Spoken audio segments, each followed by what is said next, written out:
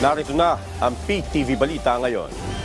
Bumuo na ng Special Tracker Team ang Philippine National Police upang matunton si dating Presidential Spokesperson Harry Roque. Mababatid na pinasight in contempt ang dating opisyal ng Quad Committee matapos hindi magsumite ng ilang dokumento na sinasabing may kaugnayan sa operasyon ng Illegal Philippine Gaming Offshore Gaming Operators o POGO. Ayon naman kay PNP Chief General Romel Mardil, pangungunahan ng CIDG ang manhunt operations. Tiniyak din ng PNP Chief na naaayon sa batas at paiirali ng profesionalismo sa pagtunton kay Roque.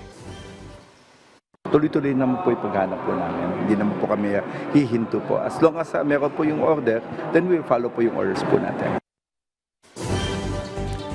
Sa ating weather update, magiging maulan pa rin ang malaking bahagi ng Luzon, Visayas at Mindanao ngayong araw dahil sa habagat na hinahatak ng bagyong Helen.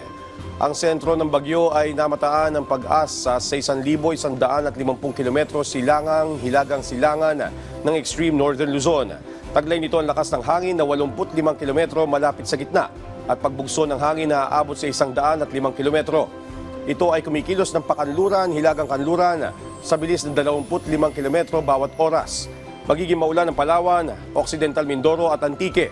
May mga pagulan din sa Mimaropa, nalalabing bahagi ng Western Visayas, Batangas, Zambales, Bataan at Pangasinan.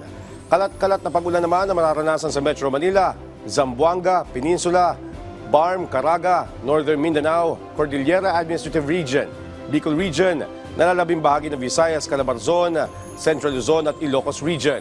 Maulap hanggang sa maulap na papawirin na may pulupulong pagulan naman na mararanasan sa nalalabing bahagi ng bansa dahil pa rin sa habagat.